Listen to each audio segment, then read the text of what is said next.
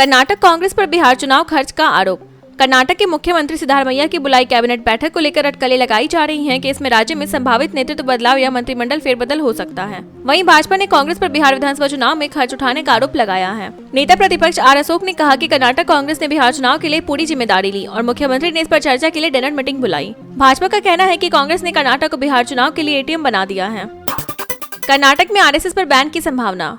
कर्नाटक में आरएसएस की गतिविधियों पर बैन लगाया जा सकता है। मल्लिकार्जुन खड़गे के बेटे और आईटी मंत्री प्रियांक खड़गे ने सिद्धारमैया सरकार को पत्र लिखकर संघ पर आरोप लगाया है कि वे संविधान के खिलाफ काम करते हैं और युवाओं व बच्चों को उकसाते हैं। इस पत्र के आधार पर मुख्यमंत्री ने मुख्य सचिव से मामले की जांच और जरूरी कार्रवाई का निर्देश दिया है। वहीं भाजपा ने इस कदम का विरोध किया है और कहा है कि सरकार अपनी असफलताओं से जनता का ध्यान भटकाने के लिए ऐसा कर रही है। कोल्ड ड्रिंक कफ सिरप मामले में ईडी की बड़ी कार्रवाई।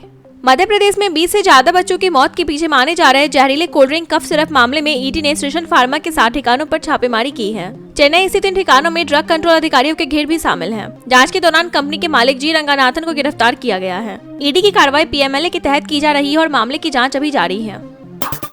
बीजेपी पीडीपी गठबंधन को उमर अब्दुल्ला से जोड़ा गया, आर्टिकल 370 हटाने का दावा। जम्मू कश्मीर प्रदेश कांग्रेस अध्यक्ष तारिक हामिद कर्रा ने राज्यसभा चुनाव में कांग्रेस के हिस्सा न लेने की घोषणा की क्योंकि नेशनल कॉन्फ्रेंस ने उन्हें सुरक्षित सीट नहीं दी। वहीं मुख्यमंत्री उमर अब्दुल्ला के सलाहकार नासिर असलम वानी ने दावा किया कि पीडीपी का पहले भाजपा के साथ गठबंधन आर्टिकल 370 और 35 से हटाने का कारण हो सकता है। उन्होंने कहा कि सिर्फ आलोचना करने से राज्य का दर्जा वापस नहीं आएगा और मुख्यमंत्री के पास केंद्र शासित क्षेत्र की सरकार से अधिक ताकत होती है। गाजा शांति वार्ता में भारत की भागीदारी, पीएम मोदी ने भेजा विशेष दूत।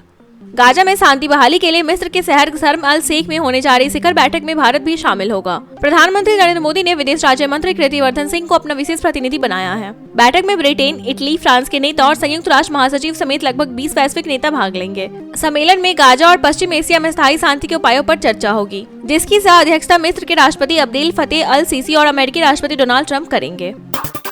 नेपाल जेल से भागी पाकिस्तानी महिला भारत में गिरफ्तार। दक्षिण त्रिपुरा के सबरूम रेलवे स्टेशन पर 50 वर्षीय पाकिस्तानी मूल की महिला अख्तर बानो को गिरफ्तार किया गया। वह लगभग 12 साल पहले नशीली दवाओं से जुड़ी गतिविधियों के लिए नेपाल गई थी और 2014 में ब्राउन शुगर रखने के आरोप में 15 साल की जेल की सजा पाई थी।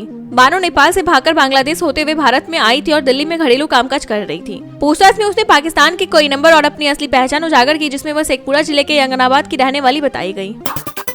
बीजेपी बिहार चुनाव, विधायकों, महिलाओं और जाति पर जोर।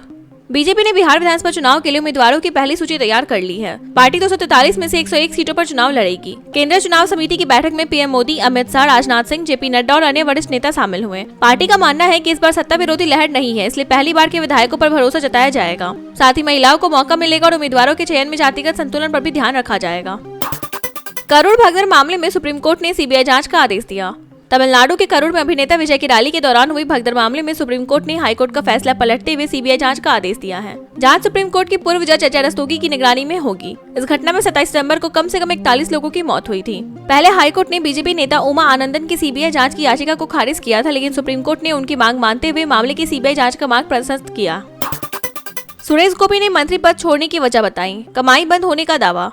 केंद्रीय मंत्री और केरल के त्रिशूर से सांसद सुरेश गोपी ने मंत्री पद छोड़ने की पेशकश की। उनका कहना है कि मंत्री बनने के बाद उनकी कमाई पूरी तरह बंद हो गई है और उन्हें आर्थिक जरूरत के कारण फिर से अभिनय की ओर लौटना है। गोपी ने बताया कि वे कभी मंत्री नहीं बनना चाहते थे और सिनेमा में बने रहना चाहते हैं। उन्होंने यह भी कहा कि उनकी जगह राज्यसभा सांसद सी सदानंद मास्टर को केंद्र में जगह दी जा सकती है। सुरेश गोपी फिलहाल पेट्रोलियम, नेचुरल गैस और पर्यटन मामलों के राज्य में मंत्री है। बिहार में एनडीए का सीट बंटवारा, तेजस्वी को मुकेश सहनी से मिली राहत। बिहार विधानसभा चुनाव में एनडीए ने सीट बंटवारे को अंतिम रूप दे दिया है। भाजपा और जेडीयू 101 सीटों पर चुनाव लड़ेगी, जबकि लोजपा रामविलास को 29 सीटें मिली हैं। इस बंटवारे से महागठबंधन के लिए मुकेश सहनी का दबाव कम हुआ और तेजस्वी यादव को राजनीतिक राहत मिली है। एनडीए की रणनीति सीट बंटवारे में बढ़त बनाकर चुनावी माहौल को अपने पक्ष में करना रही। इस फैसले से प्रचार तेज होगा और महागठबंधन को भी आंशिक सुकून मिला है।